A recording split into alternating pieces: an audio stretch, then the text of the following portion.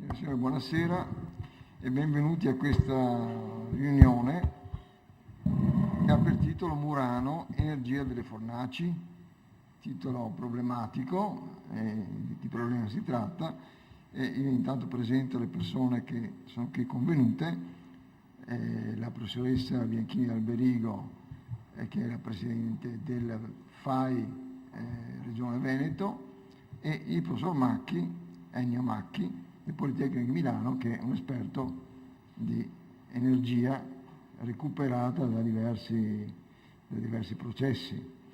Ecco. E io lascio la parola subito alla professoressa Alberigo, che introdurrà questo breve colloquio. Sì, benissimo. Allora, intanto buonasera, grazie di essere qui. Questa conferenza e questo impegno che ci siamo presi, l'Istituto Veneto ed io, e il FAI, non io in quanto persona ma in quanto rappresentante del FAI, nasce da una serie di conversazioni che sono intercorse tra il professor Danieli, la dottoressa Naccari e me. E da queste conversazioni appunto è nata questa, ringrazio il professor Danieli di Istituto Veneto, questo primo, come posso dire, approccio con questo problema appunto, che è un problema che affligge l'isola di Murano, in quanto l'isola, diciamo, del vetro, anche se è brutto dire così, ma comunque che l'affligge appunto perché, come ben sappiamo, mentre c'era un grande numero di fornaci sin dal secolo, se non sbaglio, XIII, quando appunto furono tutte poste a Murano perché la Repubblica pensava, credo, che nel centro storico fosse rischioso, incendi eccetera, appunto a causa delle fornaci. L'arte vetraria di Murano era diventata famosa in tutto il mondo. Adesso purtroppo si sono ridotte molto le fornaci, e perché la ragione, diciamo, la ragione più importante e che pesa di più è la ragione di carattere economico, la ragione dello spreco, anche la spesa quindi, e poi lo spreco di gas, di energia, quindi per tenere le fornaci accese giorno e notte credo a più di 1000 gradi di temperatura, che naturalmente questo comporta un dispendio di denaro e di energia, quando forse, e questo magari ce lo dirà il professor Macchi, invece sarebbe possibile, ed era questa un po' l'idea che ci aveva unito in questa nostra proposta, fosse possibile invece appunto magari riconvertirla, diciamo, in qualche modo, si potesse spendere, diciamo, in altro modo, e vediamo se questo è possibile. Appunto intanto iniziamo questo percorso. Per me, come fai, questa è una prima tappa di un percorso in cui noi vogliamo impegnarci a contribuire in qualche modo a rilanciare, seguendo un po' questa strada che ci sembra una strada che appunto già la dottoressa Naccari forse aveva trattato in un suo lavoro di tesi diversi anni fa, e su questa strada appunto, che potrebbe essere forse un modo appunto per rilanciare, far rivivere e far crescere. Perché il FAI, ecco, io spendo due parole anche su questo, perché il FAI, come sapete, che è nato 37 anni fa, è conosciuta, questa nostra fondazione, Fondo per l'Ambiente Italiano, è conosciuto perché opera in maniera molto concreta nella salvaguardia, nella conservazione e nella valorizzazione del nostro patrimonio culturale, intendendo quello storico-artistico e naturalmente paesaggistico. Però non è solo questo. Il FAI si è dato fin dall'inizio una missione che direi che cura quindi in un certo senso, che tratta di quelli che sono chiamati anche dal codice dei beni culturali un bene immateriale, e cioè la cultura, la conoscenza e la consapevolezza. Conoscenza in senso di appunto diffondere la conoscenza nel nostro paese, la conoscenza del proprio patrimonio culturale, perché naturalmente solo una volta che lo si conosca lo si può poi capire quanto esso sia l'elemento, come e quanto esso sia l'elemento costitutivo della nostra identità, e quindi da questo nasca la consapevolezza di doverlo appunto tutelare e difendere, e cosa che ogni cittadino dovrebbe fare, non solo le fondazioni o i comitati che già appunto tutti, compresi noi, benemeriti, ma ogni cittadino dovrebbe sentire questo dovere, questo diritto, diciamo un diritto-dovere. Naturalmente quando si parla di patrimonio culturale, nel patrimonio culturale è compreso anche, inutile dirlo, ma qui lo vorrei puntualizzare, è compreso anche sono comprese anche quelle arti che sono giudicate arti minori, come può essere appunto le arti più manuali, cioè l'artigianato, che spesso e molto spesso è un'arte vera e propria, come appunto l'arte vetraria, che non è solo la proiezione di una sensibilità, di un'invenzione, di un'immaginazione, di un'abilità manuale di un maestro vetraio, ma è anche il simbolo, la rappresentazione di storie, della storia, delle tradizioni, degli usi, dei costumi, che appunto tutti insieme in un certo senso creano il patrimonio del maestro vetraio e di coloro che lavorano con lui, e quindi questa appunto fanno parte con, non solo con dignità, che sarebbe un diminuire questo tipo di arte, ma fanno parte proprio di, non mi viene la parola, ma insomma a pieno titolo, grazie, del nostro patrimonio. E quindi questo già rientra, come dicevo, nel quello che è la missione, diciamo, del FAI.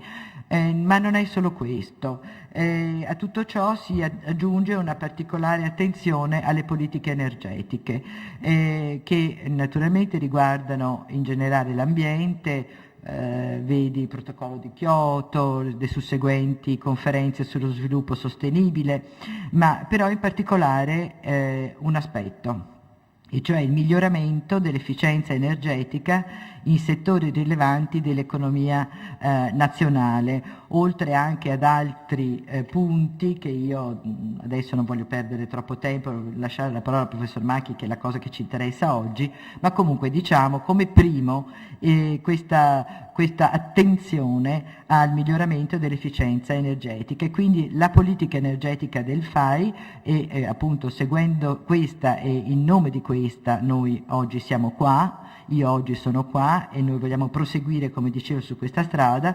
Energetica, dicevo, si centra su, diciamo, due obiettivi, i due obiettivi più importanti, cioè il risparmio di energia e l'efficienza energetica, sia nella produzione che nel consumo di energia. Quindi tutto questo, e qui leggo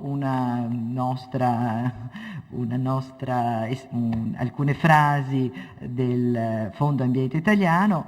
Tutto ciò deve essere quindi il primo obiettivo per chi intende occuparsi di politiche energetiche, e deve essere compito del FAI promuovere un consumo più consapevole ed efficiente delle risorse nel rispetto della tutela dell'ambiente e del paesaggio.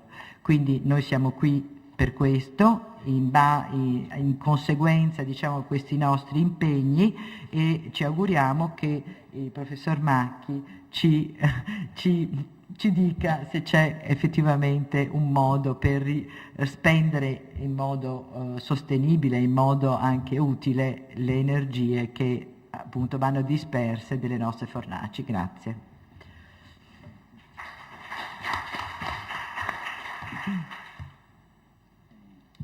Grazie, buonasera a tutti. Io sono onorato di essere in questa bellissima sala e ringrazio l'Istituto Veneto e il FAI che mi hanno invitato. Il tema di oggi riguarda, come è già stato ampiamente detto, il tema del risparmio energetico o della efficienza energetica. Devo dire che io è tutta la vita che mi occupo di energia e viceversa è da stamattina che so qualcosa relativamente alle fornaci e alle bellissime vetrerie di Murano. Quindi la mia presentazione diciamo, ha cercato di cogliere questi aspetti essenziali del problema energetico dell'isola e avanzerò anche qualche suggerimento, qualche considerazione che spero possa portare a buoni frutti. Questo è un taglia e incolla dal volantino di questa conferenza che ricorda che ci sono tante fornaci nell'isola di Murano e che c'è un consumo di centinaia di migliaia di metri cubi di gas all'anno in ognuna di queste e pone giustamente l'interrogativo di quali siano i mezzi tecnologici e quali costi occorra sostenere per migliorare le prestazioni energetiche di questa industria così importante. Vado in fretta qui a ricordare che certamente l'efficienza energetica è un tema di grandissima attualità e importanza e lo è in tutto il mondo, lo è soprattutto in Europa ed è sempre strettamente legato anche al problema ambiente. Energia e ambiente oggi sono un binomio indissolubile, per cui ogni metro cubo di gas in meno che si consuma corrisponde a un certo numero di chili di anidride carbonica che non vengono immessi nell'atmosfera e quindi un contributo a combattere il tema dominante di questi anni che è quello dei cambi climatici e del riscaldamento ambientale. Venendo direttamente al tema di oggi, vorrei chiarire, qui abbiamo un processo che consuma una quantità ingente di gas naturale e le vie che possono essere seguite per migliorare questa situazione da un punto di vista energetico sono sostanzialmente due.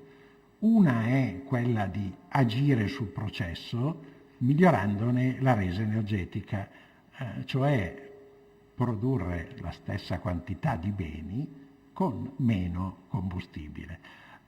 Nell'industria vetraria su larga scala, nei grandi forni continui, questa operazione ha dato luogo a dei sviluppi tecnologici importanti. Si usa l'ossigeno invece dell'aria per effettuare la combustione, si può usare altri tipi di combustibili, si può usare del materiale di partenza riciclato, meno pregiato rispetto a quello che si utilizza. E quindi questo è un filone. E l'altro filone invece è quello di non toccare una abilità sensazionale che hanno accumulato nelle centinaia di anni precedenti i maestri vetrai e quindi non toccare nulla di tutto ciò, ma viceversa cercare di agire su quello che si butta via, che è una parte consistente. Io oggi parlerò di questa seconda alternativa, non voglio assolutamente pensare che i maestri vetrai debbano cambiare in qualche modo la loro grande capacità operativa e peggiorare quindi la qualità di prodotti che sono così importanti. Quindi oggi parliamo di recupero di calore dai processi attualmente utilizzati per produrre Io sono un ingegnere, mi piacciono i numeri, stamattina ho raccolto, grazie alle persone che ho intervistato, alcuni numeri. I numeri dicono che oggi a Murano, diciamo i dati dell'anno scorso, si utilizzano 15 milioni di standard metri cubi, quel diviso ora è scappato, 15 all'anno, e questo corrisponde grosso modo a un costo che deve affrontare l'industria di circa 5 milioni di euro all'anno. Quindi una cifra importante, non enorme in termini assoluti, ma certamente per una realtà come quella delle vetrerie di Murano è una cifra importante. Se convertiamo questi numeri in termini di potenza, diciamo, la potenza che fluisce nell'isola di Murano tramite il metano in ogni istante dell'anno, tranne il mese di agosto che è destinato alla manutenzione e quindi non utilizza metano, è di circa 18 megawatt sotto forma di megawatt termici. Questi 18 megawatt diviso il numero di aziende che è 33 fa circa 500 kilowatt termici per ogni vetreria, che è una potenza significativa ma non enorme, è ordini di grandezza minore delle potenze che circolano negli centrali per produrre energia elettrica. Di questa energia una frazione va alla produzione del vetro vera e propria, l'altra viceversa viene in qualche modo dissipata all'ambiente. E quindi certamente uno spazio importante per recuperare energia c'è. E questo è un tema presente nel mondo. Se voi cercate, fate una ricerca bibliografica sulle prestazioni energetiche dell'industria del vetro, trovate quelle due affermazioni che ho riportato lì sotto, cioè che negli ultimi anni c'è stato un forte miglioramento in termini di consumi, sia nel mondo, la prima citazione è dal Dipartimento dell'Energia degli Stati Uniti, sia anche in sede nazionale. Si afferma lì che si è diminuito dell'1,5% all'anno il consumo di energia, grazie a una serie di provvedimenti che in buona parte non possono essere utilizzati nelle vetrerie Murano. Allora, per studiare il problema, diciamo, c'è una prima scelta di base che è importante e che va chiarita. Ci può essere una soluzione che io ho chiamato individuale, cioè ogni singolo fornetto può cercare di fare meglio e quindi recuperare l'energia che dissipa all'interno del processo del fornetto stesso. E questa è una soluzione molto più semplice da un punto di vista impiantistico, però siccome ogni fornetto ha una potenza relativamente limitata, non è possibile pensare a tante tipologie di soluzioni o di tecnologie. Poi vediamo quali possono essere quelle realistiche. Poi invece c'è una soluzione un po' più immaginifica, che è la soluzione che io ho chiamato globale, cioè l'idea di raccogliere il calore che può essere recuperato da ognuno dei centinaia di fornetti che sono presenti sull'isola e con un fluido termovettore diciamo, creare un circuito che poi alimenti un qualcosa che possa essere di interesse o di utilità per tutta l'isola. E questa è una soluzione complessa sia da un punto di vista, diciamo, commerciale. Oggi si parla di distretti, bisogna che ogni padrone di vetreria si metta d'accordo sulla quota di investimento per fare questa operazione e su quelli che possono essere poi i ricavi della situazione stessa, sia in termini impiantistici, perché non è così facile far girare tutta questa quantità di calore per l'isola. Però apre degli scenari interessanti che poi alla fine di questa presentazione illustrerò. Allora, un primo messaggio che vorrei dare forte e chiaro. Ci sono tante possibilità, però non c'è dubbio che la possibilità più intelligente, quella energeticamente più corretta e pulita, è quella che si verifica in ogni processo di combustione, sia una caldaia, sia un forno, in qualsiasi operazione. La cosa più intelligente da fare è sempre quella di preriscaldare i reagenti, in questo caso il metano, che è poco e non serve tanto per riscaldarlo, e l'aria, che invece è in grandi quantità e che serve viceversa a cercare di scaldarla alla temperatura più alta possibile.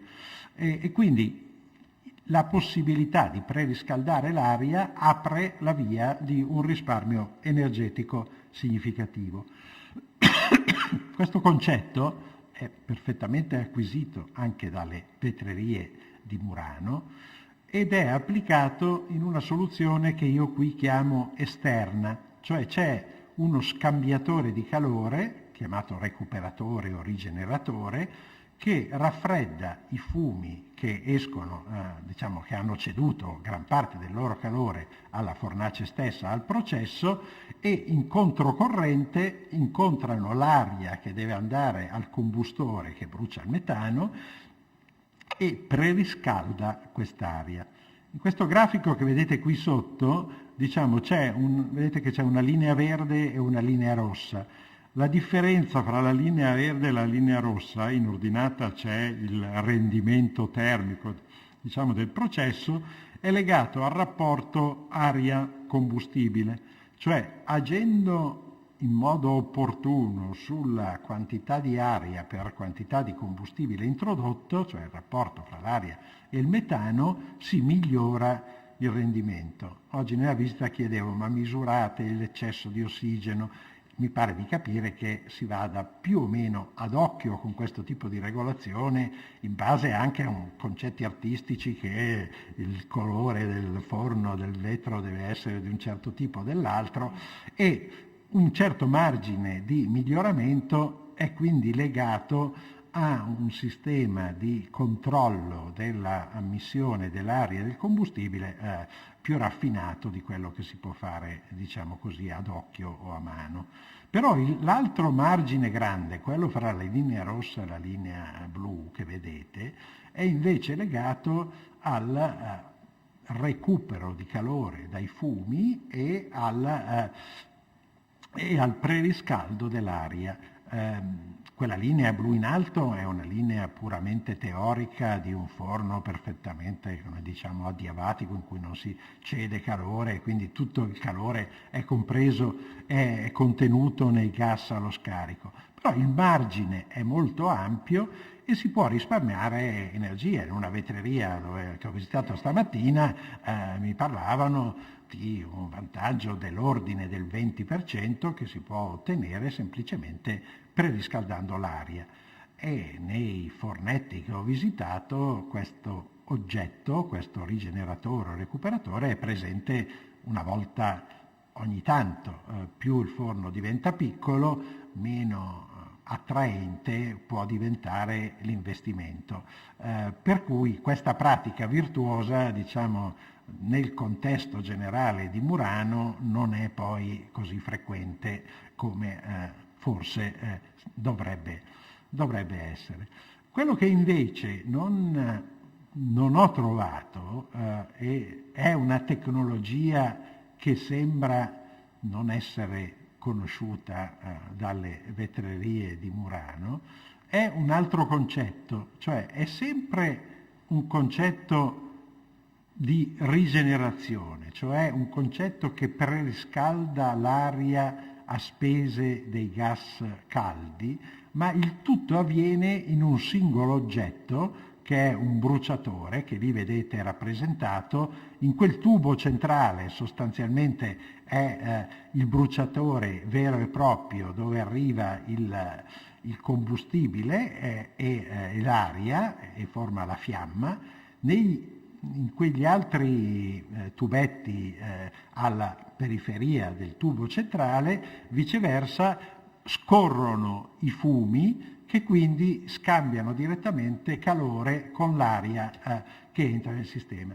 Questi sono oggetti, diciamo, ben noti dalla tecnologia da anni, che continuano ad avere dei miglioramenti in termini di prestazioni, nel senso che si fanno con materiali sempre più avanzati di tipo ceramico, che consentono di raggiungere anche delle temperature molto elevate, si migliora molto la superficie di scambio e quindi lo scambio fra i fumi e l'aria è particolarmente brillante. E questa tecnologia io la vedo bene, diciamo, applicata a una situazione dispersa come Murano, perché una volta che si mettesse a punto un piccolo bruciatore di questo genere, poi lo si può infilare, adottare in qualsiasi tipo di fornetto senza dover stravolgere sostanzialmente l'impiantistica del fornetto solo. Si agisce solo sul componente, sul cuore energetico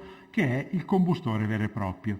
Adesso il fatto che nessuno l'abbia fatto a Murano fa pensare che ci possano essere altre difficoltà che non sono evidenti in termini immediati. La potenza del singolo bruciatore dei fornetti di Murano è molto piccola, quindi questo oggetto probabilmente dovrebbe essere un po' miniaturizzato, ma questo secondo me è un possibile tema di ricerca che potrebbe essere interessante, poi lo riprenderò. Una seconda, ho detto che illustro 4 possibilità, quindi la prima possibilità, quella secondo me più importante, è quella di preriscaldare l'aria sempre prima di mandarla alla combustione.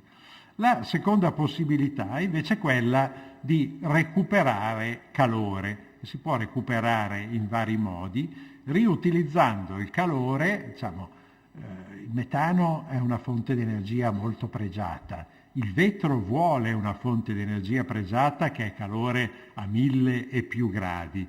I recuperi termici sono a temperatura più bassa, sono energia meno pregiata, ma pur sempre estremamente utile per una serie di altre applicazioni. Altre applicazioni che lì sottolineo possono essere o interne o esterne al contesto della vetreria. Se nella vetreria stessa ci sono degli uffici, ci sono degli spazi espositivi che d'inverno devono essere riscaldati, tutto questo calore può essere certamente recuperato in loco e utilizzato.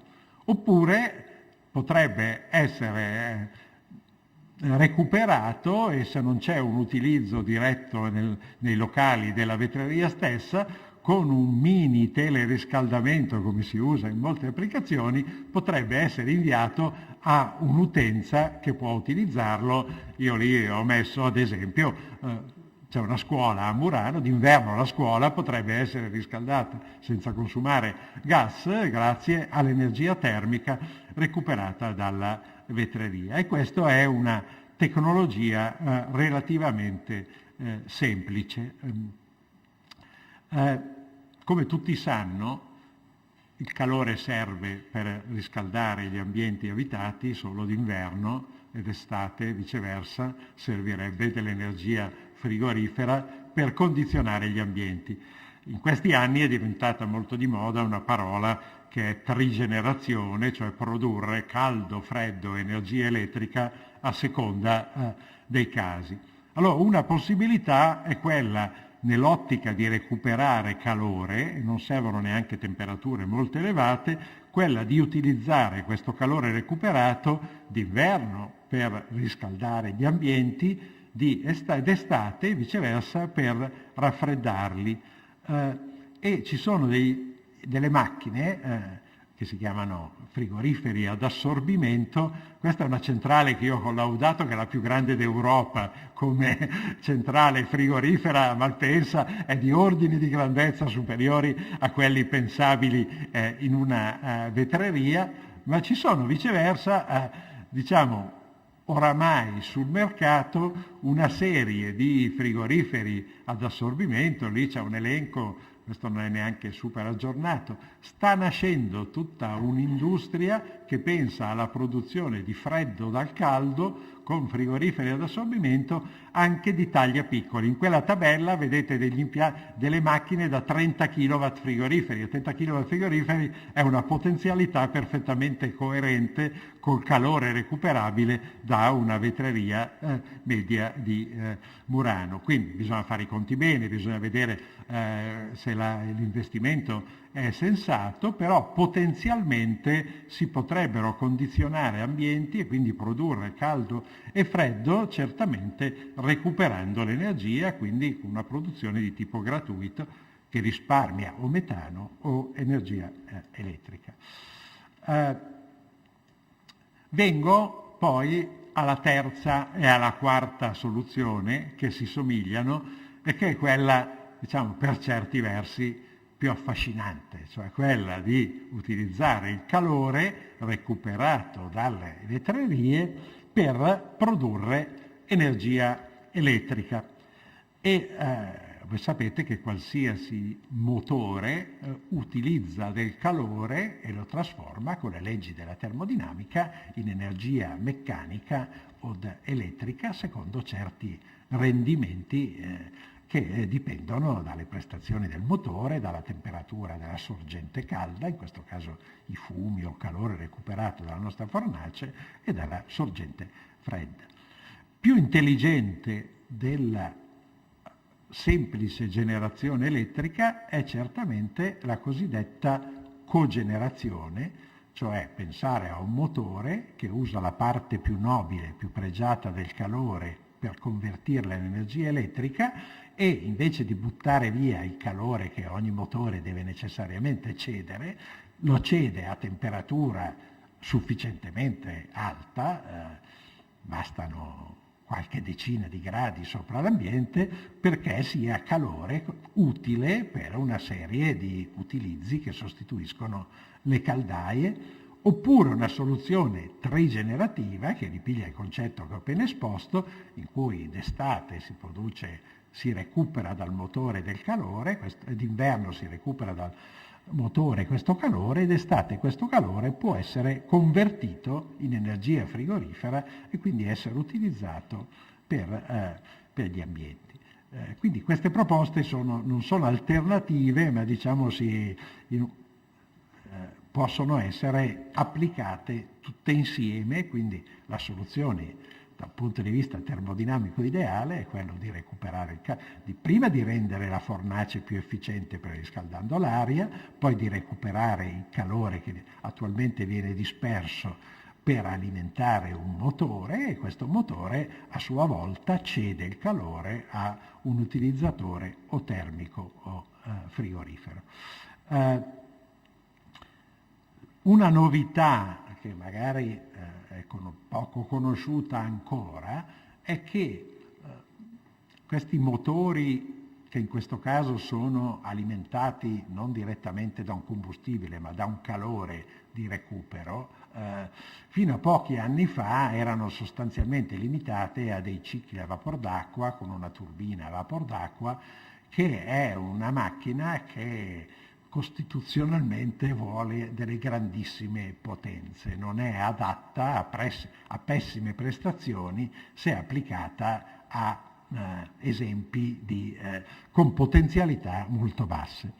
E invece è nata una nuova tecnologia, e fra l'altro in Europa è nata proprio nel mio dipartimento da un gruppo di docenti, me compreso, che ha lanciato questa tecnologia in Europa. Uno poi dei miei colleghi ha deciso di fare l'industriale invece di continuare a fare il professore, ha fondato una società che oggi è la società leader europea nel settore appunto dei motori a fluido organico. Un paio d'anni fa è stata comprata questa ditta da una grande multinazionale americana che ha lasciato la gestione ancora in mano italiana e produce centinaia oramai di questi impianti che possono essere utilizzati in una varietà di applicazioni energetiche. Possono essere utilizzate per la biomassa, possono essere utilizzate per i rifiuti, possono essere utilizzati per energia solare, possono essere usati per energia geotermica. C'è una pluralità di applicazioni. Fra questa pluralità di applicazioni c'è anche l'applicazione di recupero di calore da processi industriali. Ci sono tanti motori a fluido organico che producono centinaia o migliaia di kilowatt elettrici recuperando calore di scarico da diverse tipologie. Fra queste tipologie, ieri io guardavo nel sito di questa ditta, è citata in modo chiaro anche l'industria del vetro, che essendo un'industria energivora che ha calore a alta temperatura, si presta a questi tipi di recuperi.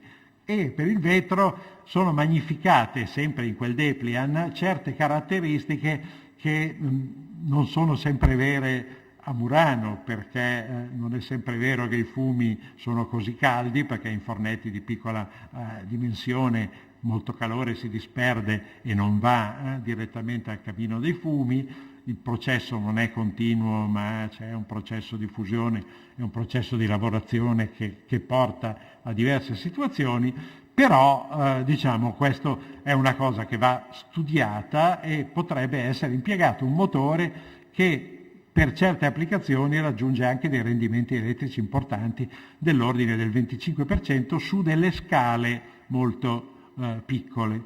Adesso non vi tedio con la parte impiantistica o termodinamica di come sono fatti i motori a combustione interna, i motori a fluido organico. Credetemi che sono motori efficienti, che lavorano bene, sono relativamente compatti. Questo è un motore grande, ma questo è un motore più grande di quello che potrebbe essere applicato a Murano, come vedremo fra un momento, però è un package, cioè un package che si installa tal quale ed è in grado di operare, non deve essere costruito in luogo, basta mandargli un fluido caldo e un fluido freddo e il sistema lavora e connesso alla rete elettrica produce energia elettrica in quantità significativa.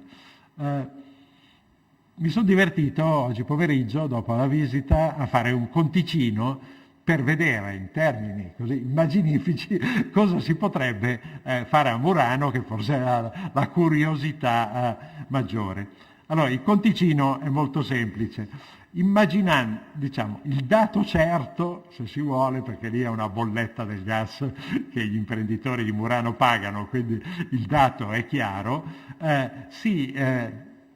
bruciano a Murano all'incirca 18 megawatt di potenza in termini di potere calorifico del gas.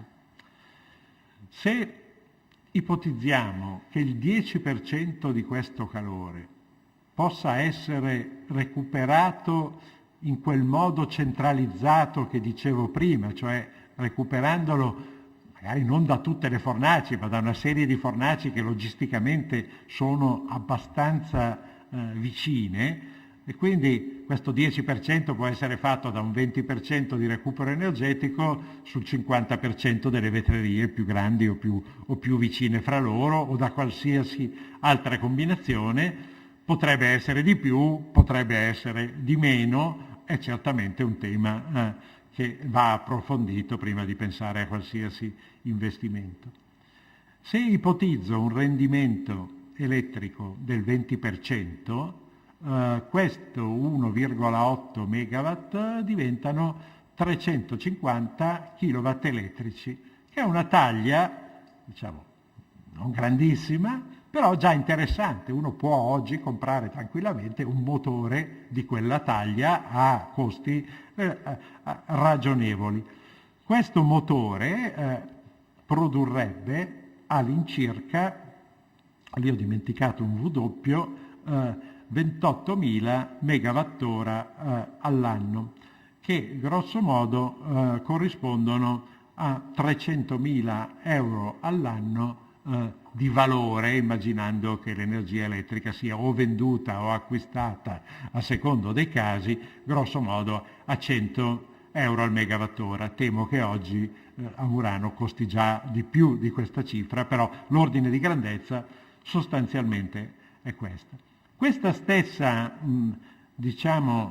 produzione elettrica potrebbe diventare in termini economici ed energetici più interessante se questo motore lavorasse in termini cogenerativi o trigenerativi e risparmiasse anche il combustibile di una serie di caldaie che oggi riscaldano gli ambienti di Murano, e se uno fa tutta la spesa di fare questo collettore che recupera il calore da tutti i forni e fa il motore, poi attaccarci un recupero termico e distribuire il calore e il freddo è certamente una pratica che conviene, e quindi a questi 300.000 euro all'anno prodotti di energia elettrica si affiancherebbe un'altra cifra difficilmente valutabile. Bisognerebbe capire quali sono i consumi legati al condizionamento e alla climatizzazione degli ambienti sia d'inverno che d'estate sull'isola di Murano, per capire.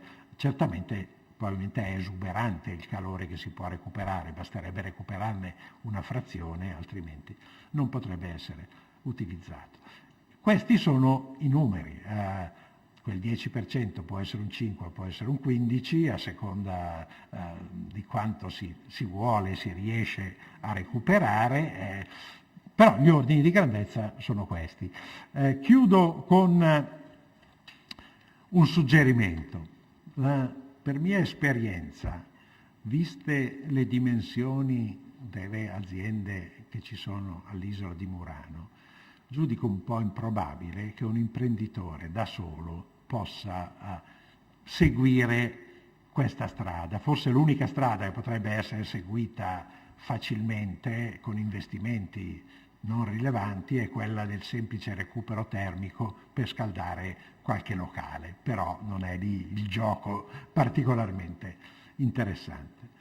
Secondo me invece, se ci fosse un'azione virtuosa e più che giustificata da parte di qualche ente finanziatore, che può essere la Comunità Europea, può essere un ministero, può essere la Regione, può essere il FAI, che viceversa finanziasse una ricerca, perché queste mie considerazioni sono frutto di una mattinata piacevole passata a Murano e di esperienze pregresse, ma ovviamente le cose vanno studiate bene e ben calcolate. Io vedo due filoni molto interessanti per l'isola di Murano.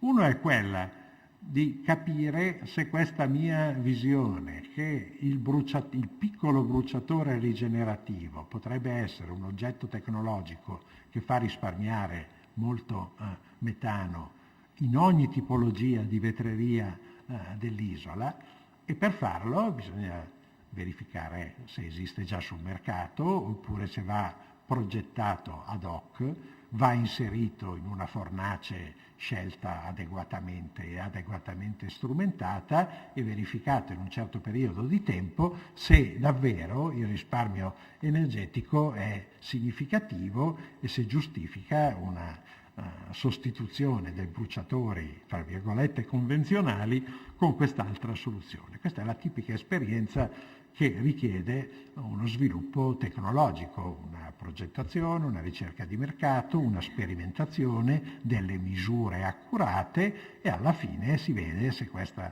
tecnologia è o no promettente.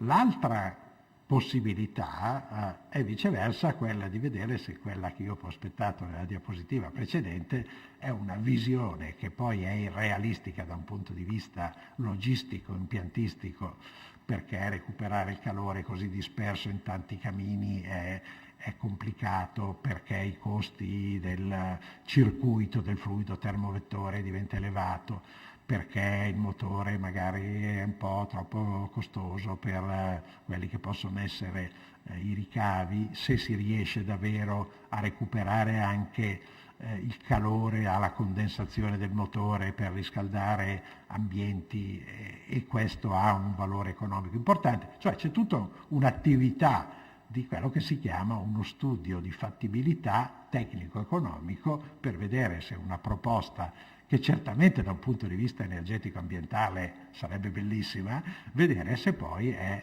realizzabile nella pratica. Ecco, quindi queste io vedo come, a me piace tornare a Venezia, è una bellissima città, se ci fosse una possibilità di collaborazione su filoni di ricerca di questo genere, penso che il mio Dipartimento di Energia del Politecnico di Milano, che fra l'altro faccio reclame, è il Dipartimento di Energia più grande d'Italia e uno dei più grandi di Europa, saremo certamente disponibili a seguire una ricerca di questo genere.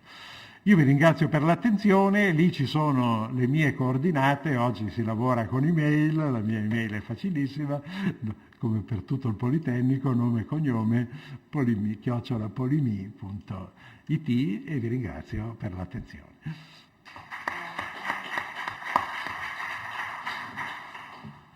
Molte grazie. No, volevo soltanto dire che se c'era qualcuno che voleva delle domande potrebbe essere utile sentire qualche cosa, poi non so se c'è qualche. Prego. C'è un microfono qua che gira. Ecco. Io volevo ovviamente ringraziare innanzitutto il professor Macchi per la panoramica molto completa e anche molto calata nella realtà di Murano a quanto ho visto, insomma. Ecco, per quanto ne so io, c'è un'istituzione a Murano che si chiama Stazione Sperimentale del Vetro, che ha la mission di occuparsi proprio di miglioramenti dal punto di vista sia chimico-fisico che di produzione, e per certi aspetti ha toccato anche tematiche di tipo energetico. Ecco, credo che quelle esperienze che citavi anche tu di recupero sui fumi, recupero esterno come l'hai chiamato tu, in effetti siano state fatte sotto la loro egida. E vedevo invece con interesse quella soluzione di recupero interno al bruciatore, perché effettivamente lì l'impatto anche dal punto di vista operativo sulla struttura del forno, sulle lavorazioni che vengono eseguite, effettivamente mi pare di capire possa essere minimale.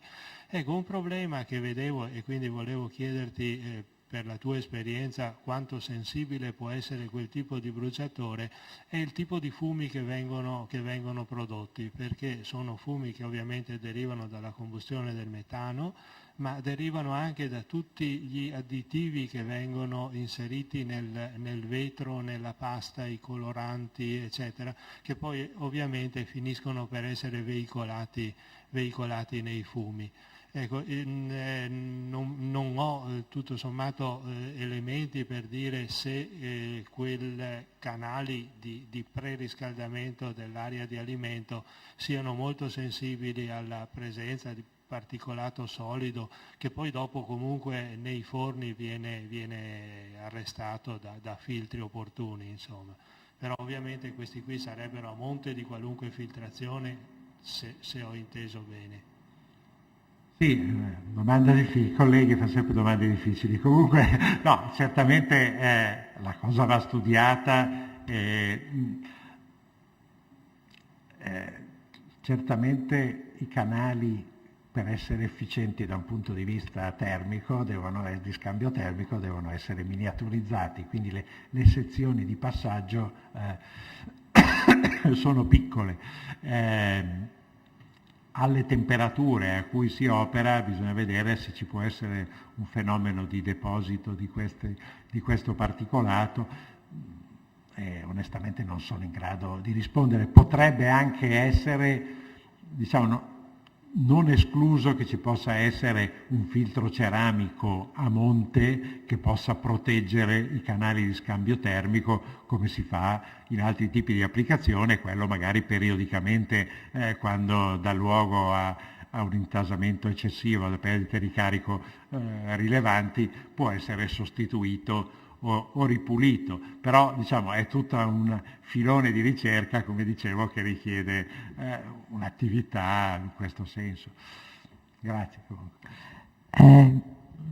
Scusate, non so, non voglio. Sì, dunque da quello che ho potuto capire io, mi sono sforzata moltissimo. Eh, lei ha prospettato giustamente perché le era stato chiesto di prospettare dei congegni, scusi se dico così, ma insomma, ecco, che potessero essere utili a economizzare, credo che proprio si dica, quello che è il sovraccarico di gas, eccetera, insomma, tutto quello che lei ha detto. Però mi pare di capire che le proposte che lei, cioè le proposte, lei non è che, insomma, quello che lei ci ha mostrato, che ci ha messo davanti agli occhi, diciamo, e cioè, se non sbaglio, il preriscaldamento dell'aria con uno scambiatore di calore esterno, un bruciatore rigenerativo interno di cui parlava adesso, sono, se non mi pare di capire, che sono soluzioni che vanno a vantaggio lei li chiama Fornetti, noi ci siamo un pochino sentiti, a vantaggio del proprietario, del conduttore, non so come dire, della fornace, ma non a vantaggio della comunità, se non per il fatto che mi pare di capire che potremmo pensare che ci sono dei fumi che in qualche modo vengono, come potrei dire, ripuliti, insomma, dei fumi che non danneggiano così tanto come potrebbero, non so se ho capito giusto, comunque lasciamo stare i fumi. Ecco, a me invece interessava molto di più, se devo dire, la soluzione di questi motori rigenerativi, perché me lo sono segnato da qualche parte, non voglio adesso sbagliare, che alimentati da un calore di recupero a fluido organico, no? Ecco, a me quello interessava molto di più, perché in questo modo non è che si fa solo, giustamente, per carità, io sono una sostenitrice del privato, che quando in qualche modo investe è anche giusto che abbia dei ritorni di quello che investe, perché sennò, ecco. Quindi non voglio dire che non si debba pensare all'ottimizzazione del calore per la fornace stessa.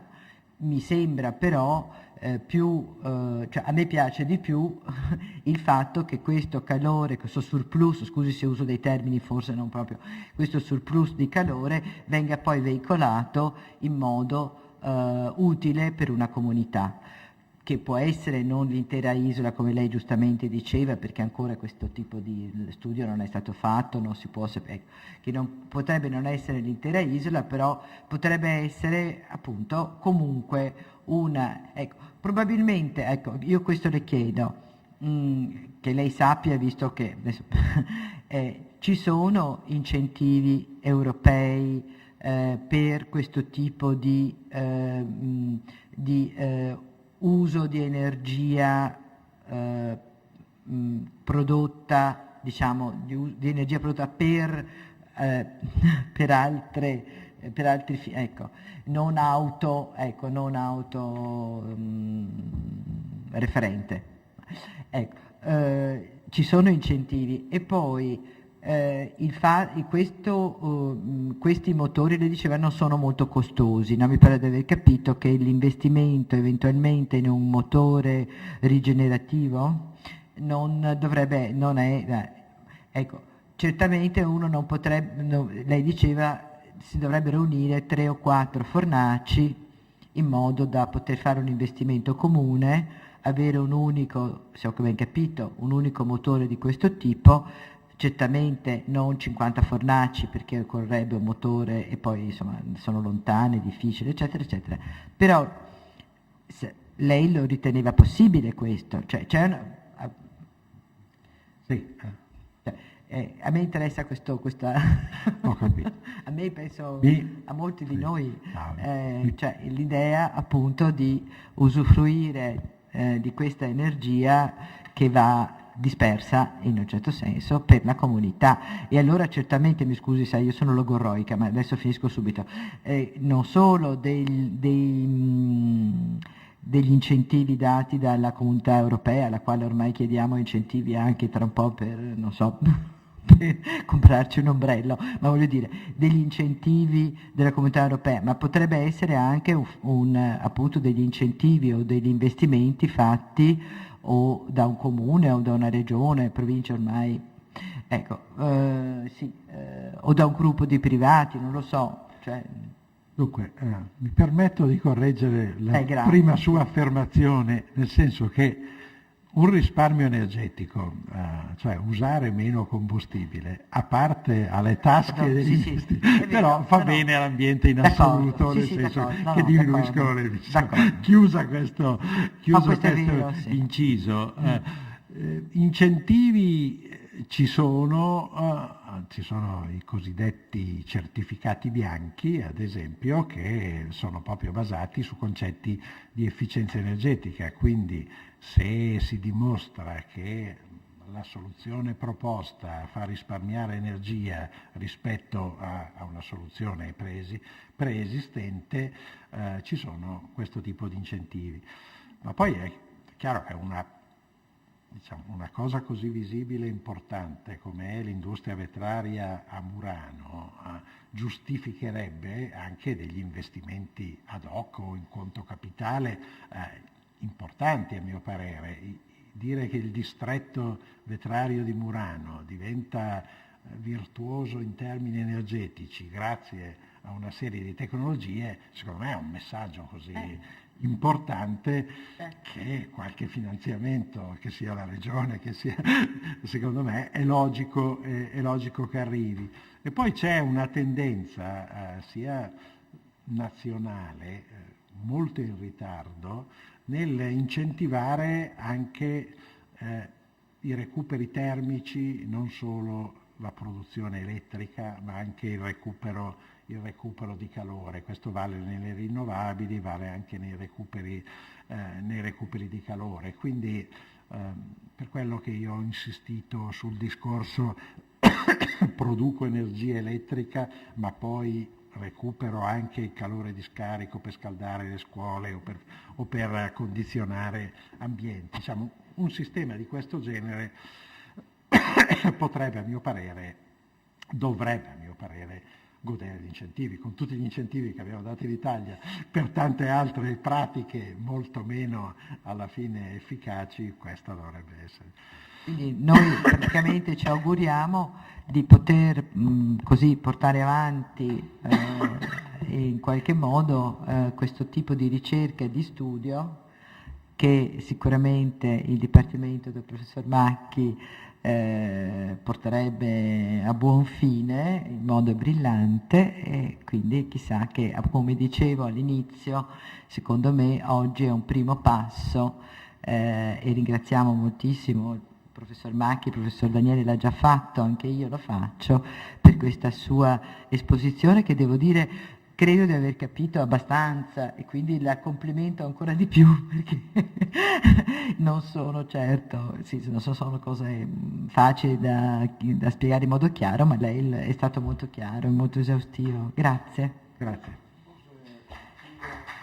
Ringraziando appunto la professoressa D'Alberigo e il professor Macchi, ma anche rivolgendo un invito alla popolazione degli addetti ai lavori di Murano a vedere, dato che non sono qui, ma chi è qui potrebbe raccontarglielo, di vedere il filmato che sarà poi fra 2 o 3 giorni sul sito dell'istituto e meditare su questa cosa, perché certamente non sono cose che si possono calare dall'alto.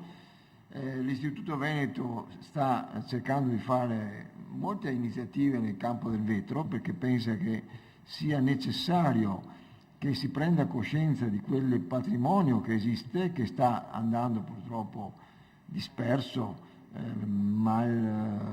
come si potrebbe dire, mal valutato anche, no? E quindi questo è certamente una cosa molto importante, infatti abbiamo raccolto questa idea che la dottoressa Naccari ci aveva dato, perché riteniamo che sia un'altra delle cose che si possono fare, però bisogna che ci sia da parte degli addetti ai lavori interesse per queste cose, perché sennò è un sasso buttato nell'acqua e va a fondo e non se ne parla più, insomma. Sì, c'è una... Sì, salve. Allora, gli addetti ai lavori sono da anni interessati a queste tematiche, molto spesso a spot con iniziative delle singole aziende, si sono fatti studi di fattibilità e si è cercato di capire se queste strade erano affrontabili. Tutte le strade, al di là di quel bruciatore che ha incuriosito molto anche me, tutte le strade enunciate sono strade che in un modo o nell'altro sono state pensate e cercate di portare avanti. Di solito ci si è fermati sempre nel problema del costo energetico, quindi facendo la differenza fra vantaggi nel risparmio e costo di investimento. Ovviamente ne parlavamo oggi, c'erano ammortamenti che andavano oltre i 25 anni, quindi non aveva senso la strada. Ovvio che le tecnologie cambiano e Murano è sempre lì a guardarsi, a capire, perché il progresso probabilmente prima o poi porterà la soluzione giusta. La curiosità era diversa, il motivo della mia domanda. Capire se ci sono esempi di distretti magari in altre tipologie di produzione, ma in ogni caso con recupero delle calorie, in cui si sono applicate queste tecnologie. Cose note tipo il teleriscaldamento a Brescia o cose simili le conosciamo bene. Io sto pensando proprio a un distretto produttivo così anche variegato come quello muranese, in cui si è riusciti a recuperare energia e quindi inquinare e consumare meno. Uno che mi viene in mente, che fra l'altro non è nemmeno così lontano, è a Rovereto. A Rovereto c'è un distretto industriale con una rete che in quel caso è di vapore a, mi pare, 200 gradi, grosso modo, come ordine di grandezza, che alimenta tutta una serie di aziende coordinate.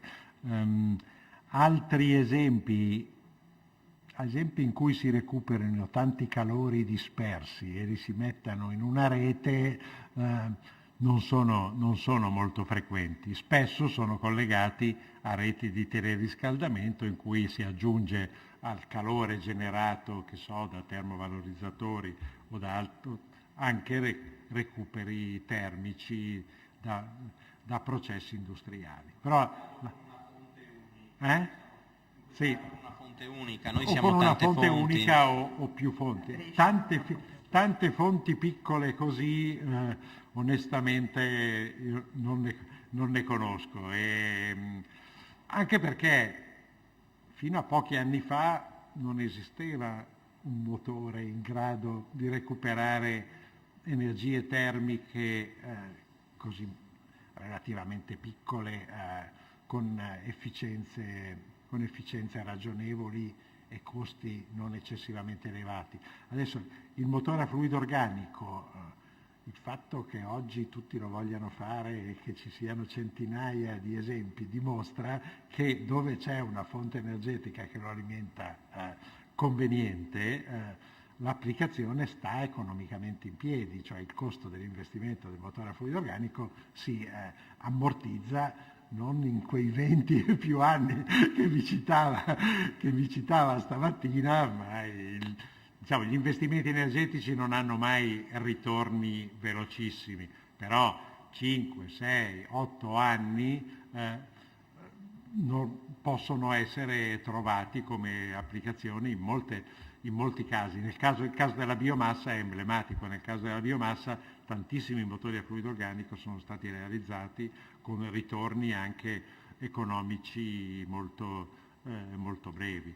Il problema qui, più che il motore, che si ripaga se è alimentato, è rappresentato dal costo dell'impiantistica di mettere insieme il recupero termico da tanti sorgenti, che alcune sono molto vicine, altre sono meno vicine. Perché lo dico, serve uno studio con la logistica ben fatta per capire effettivamente quanto costerebbe questo recupero di calore e questa immissione del calore in una rete che possa alimentare il motore. Questa è la parte difficile e più innovativa. Poi se si ha davvero il calore a quella temperatura, dopo il resto dell'investimento sta in piedi di sicuro. Non va dimenticato l'aspetto, diciamo, politico, cioè del fatto appunto di avere come emblema di questa operazione un esempio di rinnovamento tecnologico che certamente le autorità politiche locali e regionali, forse anche nazionali, anche a livello internazionale, possono sostenere economicamente. Quindi non si può pretendere che siano solo gli imprenditori a fare questo investimento, ci vuole un qualche aiuto pubblico. Noi avevamo deciso con la professoressa Alberigo di fare questa cosa come prima mossa, insomma. Adesso poi vedremo le seconde, le terze, le quarte. Io ringrazio chi è venuto e ringrazio il professor Macchi ancora, la professoressa Alberigo, e buonasera.